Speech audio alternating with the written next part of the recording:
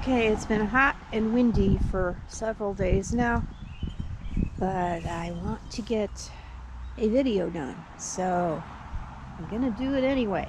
It's gonna be terrible sound, but I'm doing the best I can here.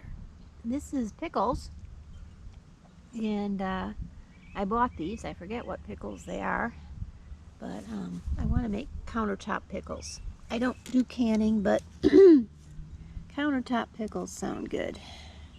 Pioneer pickle here. So we'll see how that does. I did buy those. I didn't bring them up from seed or anything. Here are our potatoes. They've given me a slight scare. A few of them did try to flower, which is great. But these in this bed haven't been flowering at all, which is concerning. Could mean we're going to get no potatoes at all, but that's been my experience in the past. But we'll see what happens. Thank goodness I finally finished filling up the bags, because that was getting old, coming out here every day and filling the bags more. And asparagus with weeds, of course. Always weeds in the asparagus. So, kind of getting battered by the wind a bit. And here we have Burpless cucumbers. These are Japanese. They're called Summer Dance, and they are enjoying the hot weather. I have been watering every day. You are not supposed to do that in normal temperatures, but I do it because the temperatures have been high, and also most of my plants are in beds, and beds dry out much more quickly than the regular earth does. And over here we have Butter Baby. Butter Baby's starting to trail a little bit, so that's a good thing for the end of June. Over here we have Melrose Pepper. We do have one on the way there. They are recovering from some cold weather in the spring, because they were the first ones to go in. And they do like cooler weather, but they don't like cold.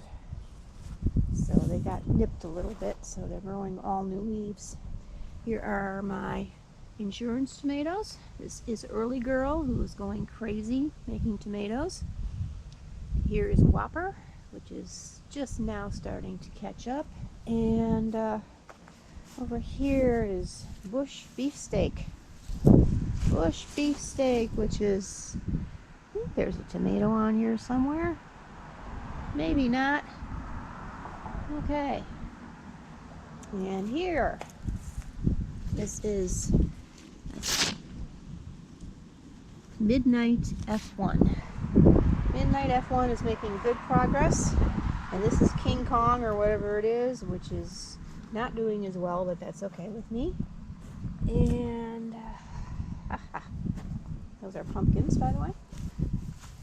Here is a tomato that I brought up from seed. This is the burpy one that I keep mentioning, that they brag that you can start it in the garden from seed. Of course you can. You can do that with lots of tomatoes. As a matter of fact, the seeds will survive the winter in Zone 5B and come up on their own.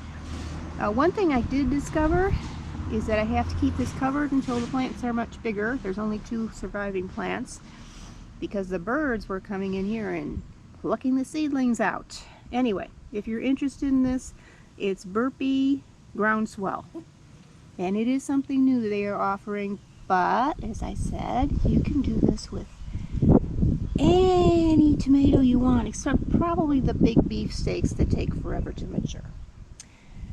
Okay, over here, the white pumpkin that I bought, Lumina, is starting to trail, which is great. Going down the side of the bed there. And this is Bunch of Warts over here, which is doing pretty good. All pumpkins there. Here is jack-o'-lantern that I bought. It was trying to go in the wrong direction, so I'm trying to redirect it. And the way I do that, oh, I have a little baby boy pumpkin there, or baby girl pumpkin. I use garden staples very gently to guide the vine where I want it to go. There is a way to tell when you plant the vine which way it's going to go, but I've never been able to figure it out. This did bloom yesterday. It had its first male blossom, so it is maturing nicely. And these are the ones, the jack-o'-lanterns that came up from seed. And they're maturing nicely. They're a little behind this one, of course. Okay, and what do we have here? All three of the hostas that I showed you in the last video that I planted bare root are coming up, so that's a good thing. Here is my Ukraine sunflower garden. In spite of the wind, it's doing fairly well. I did misfire here. I planted one that's shorter than the one in front of it, but I'm sure it'll be okay. And those are the really tall ones over there. And there's the shade garden over there. And because of the wind, I'm going to cut this short, else my battery's dying quickly. So you have yourself a good week. Stay cool if you're in the heat zone, and I'll see you next time. The one thing I forgot to mention, it really made me laugh. Got some celosia here and a petunia. I've had this channel almost since YouTube began. It was on another one of my personal channels to start with, but I've been calling it Somebody's Backyard Pumpkin Patch for at least 10 years.